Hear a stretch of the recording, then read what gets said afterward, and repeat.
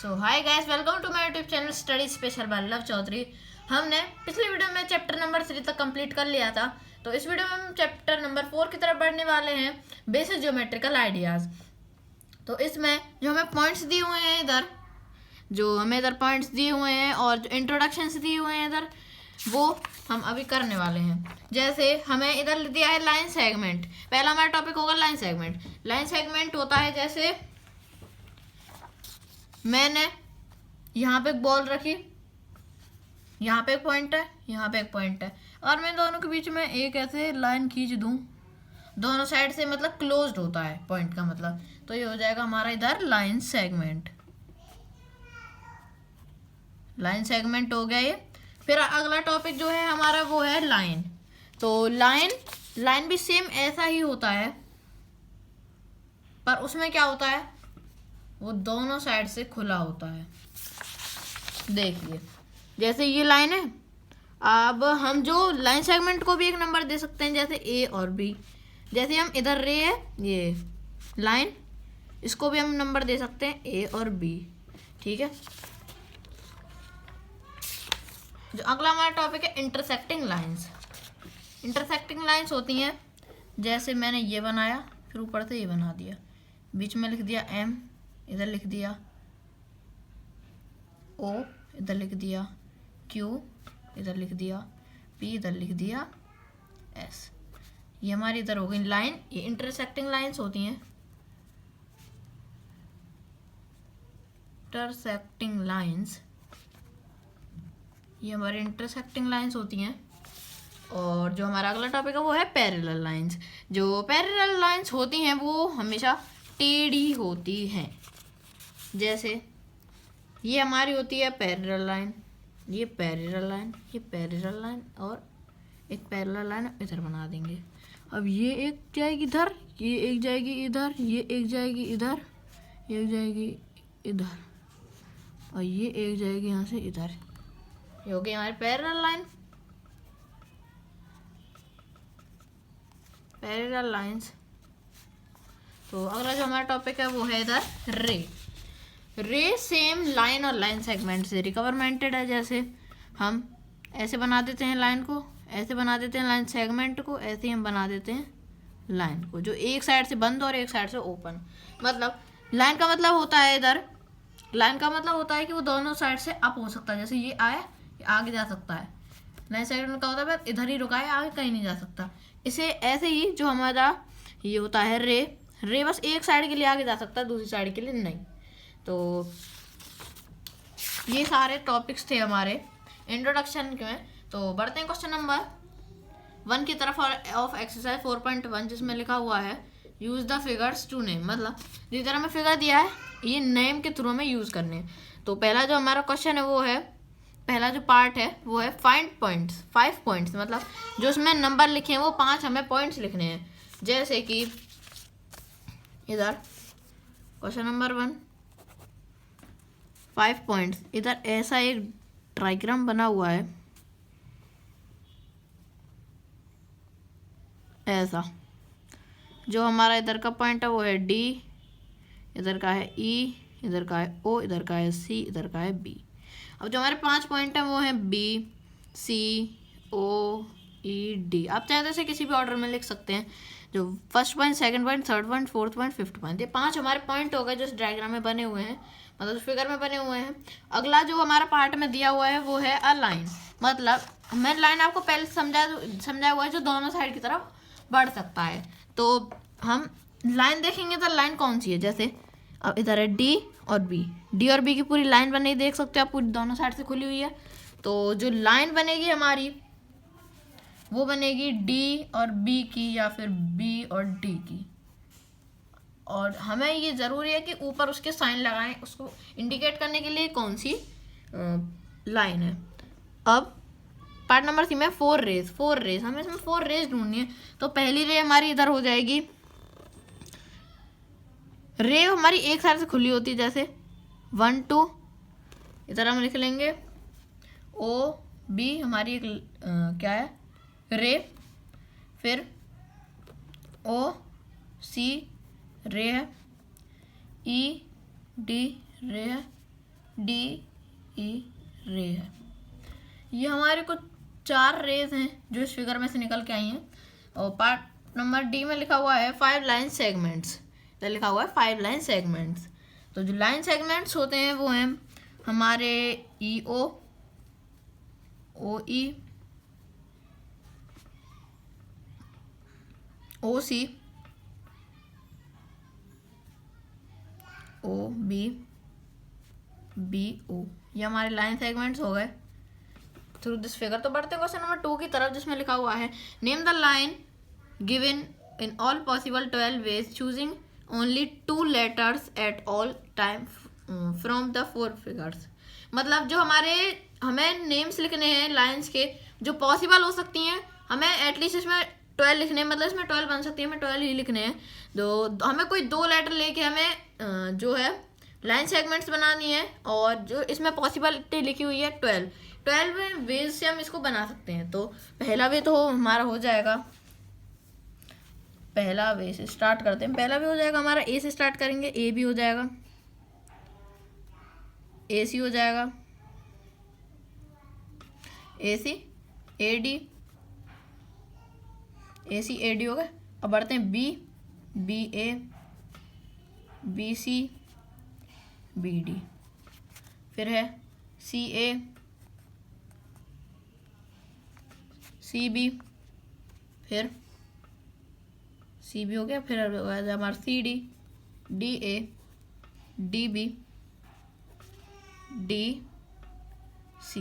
तो हम गिन लेते हैं कितने हुए इधर, 1st, 2nd, 3rd, 4th, 5th, 6th, 7th, 8th, 9th, 10th, 11th, 12th। तो ये हमारे पूरे 12 हो चुके हैं। 12 वे से हमने रेज को जो है इंडिकेट कर दिया है। तो बढ़ते हैं क्वेश्चन नंबर 3 की तरफ, जिसमें लिखा हुआ है use the figure to name. मतलब जो फिगर है हमें उसको नेम बनाने के लिए यूज करना है। तो जो हमारा पहला क्वेश्चन पूछा गया है पार्ट का, वो है लाइन कंटेनिंग पॉइंट ए। मतलब जो लाइन है वो कंटेन किस पॉइंट पे कर रही है। जैसे मैंने आपको एक एग्जांपल दिया था रे का, जो रे का स्टार्टिंग पॉइंट है वो है ए और लास्ट है बी। तो इसका जो एंड पॉइंट है वो ई है और जो फर्स्ट पॉइंट है वो ए है। तो ये जो है कंटेनिंग कर रही है, question number 3 part number A contain कर रही है ई ए, क्योंकि इसके पहले पॉइंट पे जो है वो है ए। आप चाहें तो इसे ए ई भी लिख सकते हैं, दोनों पॉसिबिलिटीज मानी जाएंगी। पार्ट नंबर बी में लिखा हुआ है लाइन पासिंग थ्रू ए। मतलब जो लाइन है वो पास कर रही है थ्रू ए, वो कौन सी है। जैसे हम इधर देख सकते हैं जो हमारे ए है ये पास किस से कर रही है। मतलब जैसे ये रे है, अब इसके आगे जो लाइन है वो कौन सी पास कर रही है। तो इधर सी ओ की जो लाइन है देखिए वो ए को पास कर रही है। तो C O is passing the line through A. तो इसमें है line on which O lies, जो ओ कौन सी लाइन पे लाई कर रहा है। तो वो कर रहा है सी ओ पे, आप इसे ओ सी भी लिख सकते हैं। पार्ट नंबर डी है 2 पेयर्स ऑफ इंटरसेक्टिंग लाइन। मतलब जो इंटरसेक्टिंग लाइन में पहले बता चुका हूँ आपको, जो इंटरसेक्टिंग लाइन्स होती है वो एक दूसरे को इंटरसेक्ट करती हैं और जो बीच में पॉइंट आता है वो हमारे वेरिएबल के सामने माना जाता है। जैसे इसमें हमारे एक पॉइंट दे रखा है वो है ओ। तो हमें इंटरसेक्टिंग के 2 पेयर बनाने हैं थ्रू दिस फिगर। तो इस फिगर से हम बना लेंगे। मान लीजिए कि हमारा इंटरसेक्टिंग पॉइंट है हमारा ओ, हमने जो हमारा इंटरसेक्टिंग पॉइंट है वो है इधर ओ। फिर जो इंटरसेक्टिंग पॉइंट हमने बना लिया ओ, अब इसके थ्रू जो 2 लाइंस पास कर रही हैं वो है सी ओ और एफ ई। तो 2 पेयर्स बनाने हैं। जो हमारा वो है पॉइंट है ओ ई, मिडिल पॉइंट, सी और ओ पास कर रही हैं पहले, ओ सी, ये हमारा पहला पेयर बन गया। फिर जो दूसरा पेयर बनेगा वो बनेगा एफ ई और ई एफ। ये हमारे 2 पेयर बन चुके हैं। ये हमारा क्वेश्चन हो चुका है कंप्लीट। बढ़ते हैं क्वेश्चन नंबर 4 की तरफ, जिसमें लिखा हुआ है how many lines can pass through. मतलब जो लाइन है वो कितने पास थ्रू कर सकती हैं। मतलब एक पॉइंट से कितनी लाइन पास थ्रू कर सकती हैं। मान लीजिए ये हमारा है एक पॉइंट, इससे कितनी लाइन आप पास कर सकते हैं। पहली लाइन, दूसरी लाइन, तीसरी लाइन, चौथी लाइन, पांचवी लाइन। आप अनलिमिटेड लाइन पास कर सकते हैं एक ही पॉइंट से, मतलब काउंटलेस है। तो और उसमें दूसरा जो पार्ट है वो है 2 गिवन लाइन्स। मान लीजिए इधर 2 लाइन्स दी हुई हैं, 2 पॉइंट्स। अब इनसे कितनी लाइन पास कर देते हैं, ये एक बस, और कोई लाइन इधर पास नहीं कर सकती है। तो आप इसे लाइन सेगमेंट भी कह सकते हैं, लाइन सेगमेंट, आप इसे लाइन सेगमेंट भी कह सकते हैं।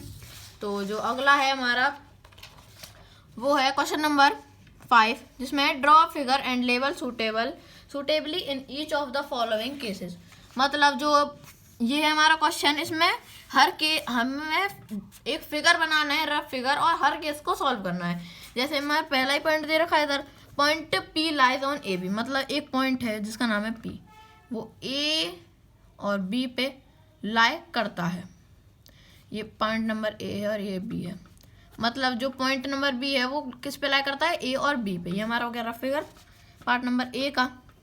पार्ट नंबर B पे बढ़ते हैं, जिसमें है XY and PQ pair are intersecting point M। पहले हम इंटरसेक्टिंग पॉइंट बना लेते हैं जो कि है M। हम इसे X के थ्रू फिगर से शो करने वाले हैं। तो जो हमारा पहला जो इंटरसेक्टिंग वेरिएबल है वो है X एंड Y, फिर है इधर P एंड Q।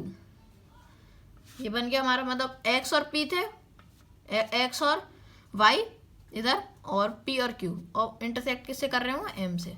अब देख सकते हैं इन दोनों के मिडिल में जो आ रहा है वो है हमारा पॉइंट नंबर M। तो बढ़ते हैं पार्ट C की तरफ, जिसमें लिखा हुआ है line L contains E and F but not D।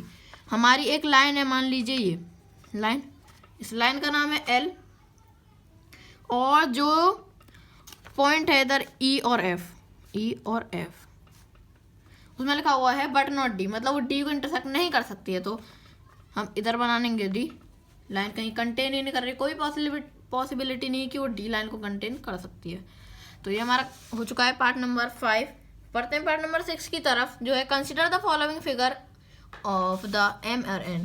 M और जो कि N है वो फिगर्स की हमें ट्रू स्टेटमेंट और उनके केसेस बताने हैं, ट्रू और फॉल्स स्टेटमेंट्स के। तो आप इधर देख सकते हैं डायग्राम है M और N इसीलिए लिखा हुआ है, इसके एंड पॉइंट पे Q और P पहले से लिखा हुआ है, पर हमने M और P इसलिए दिया है क्योंकि वो लाइन सेगमेंट को कंसीडर करता है। तो इसका जो ये होने वाला है पार्ट नंबर A है वो है QMON are pointing on the line M, QMON P are in the MN part. तो ये हो जाएगा MN, मतलब ये हो जाएगा हमारा ट्रू। जो ये है हमारा 6 वो हो जाएगा ट्रू। तो जो है part number B MON are points on the line segment. जो MON है वो भी लाइन MN के अंदर ही आती हैं। देखिए इधर आपको दी हुई है लाइन, मतलब ये इससे ग्रो कर सकती है, तो Q और P को वो M और N ग्रो कर सकते हैं आगे। तो उनका क्या है Q और P, तो ये इसीलिए हमने MN माना था। तो और ये MON are pointing on the line segment, मतलब देखिए लाइन सेगमेंट इधर कोई भी आगे एंड पॉइंट है तो हम दोनों को कंसीडर करेंगे इसमें MN are end point of the line segment. तो जो लाइन सेगमेंट है हमारे वो यहीं तक है, और इनके जो एंड पॉइंट है वो MN है, मतलब ये भी ट्रू हो जाएगा। इन सब के आंसर MN आने वाले हैं और ये ट्रू आंसर्स हैं, ये तीनों पहले ट्रू जा चुके हैं। फिर QN are end point of line segment OP कोई लाइन सेगमेंट नहीं है, ये रे है क्योंकि इधर साइड से बंद है इधर साइड से खुला, तो ये मजा सीधा फॉल्स हो जाएगा। M is one of the end point of line segment Q and O।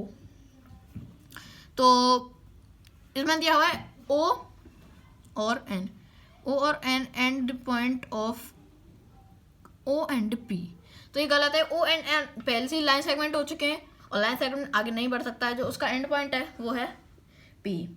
तो इसका भी जो हमारा आंसर हो जाएगा वो हो जाएगा फॉल्स। तो इसका जो हमारा आंसर है वो भी फॉल्स हो जाएगा। बढ़ते हैं अपने पार्ट नंबर अगले की तरफ, जिसमें लिखा हुआ है M is one of the end point of line segment. मतलब जो M है एक लाइन सेगमेंट का वो एंड है, जो कि है Q और O है इधर, जो one of the end point है वो है M। तो ये भी हमारा जो है फॉल्स हो जाएगा, क्योंकि जो हमारा एंड पॉइंट है वो तो पहले से फिक्स्ड है इधर M, और इसने दिया है Q और M, कोई भी लाइन सेगमेंट नहीं है इसमें। तो बढ़ते हैं क्वेश्चन पार्ट नंबर F की तरफ, जिसमें लिखा हुआ है M is point of ray O P. M is point of, जैसे इधर ओ पी एक रे है और उसका जो पॉइंट है वो एम भी माना जाएगा, क्योंकि ये पूरी लाइन है उसके अंदर आ रहा है, तो ये हमारा आ जाएगा ट्रू।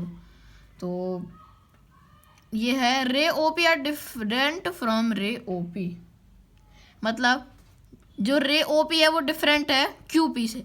ओ पी इतना है और क्यू पी इतना है, मतलब ये बहुत ही ज़्यादा डिफर है, क्योंकि इसका जो मिड पॉइंट है वो आ रहा है हमारा रे, और जो है पूरा आ रहा है वो आ रहा है लाइन। तो ये हमारा हो जाएगा फॉल्स। तो बढ़ते हैं अगले पार्ट की तरफ, जिसमें लिखा हुआ है ray O P are same as ray O M. जो रे ओ पी है वो है रे ओ एम के बराबर, तो ये नहीं होगा क्योंकि एक रे है एक लाइन सेगमेंट, ये भी फॉल्स चले जाएगा। तो जो अगला क्वेश्चन है वो है ray O M opposite of O P. O M O P ये भी हमारा फॉल्स है, क्योंकि देखिए ओ एम दो इनके बीच में कोई पॉइंट नहीं आ रहा है, तो ओ पी के बीच में एन पॉइंट आ रहा है, तो ये भी फॉल्स है। O is not an interior point of O P, मतलब जो हमारा ओ है वो इंटरल पॉइंट है ओ पी के अंदर, तो ओ पी के अंदर कोई भी इंटरल पॉइंट क्यों नहीं है, तो ये भी फॉल्स है। N is the इंटरलेटरल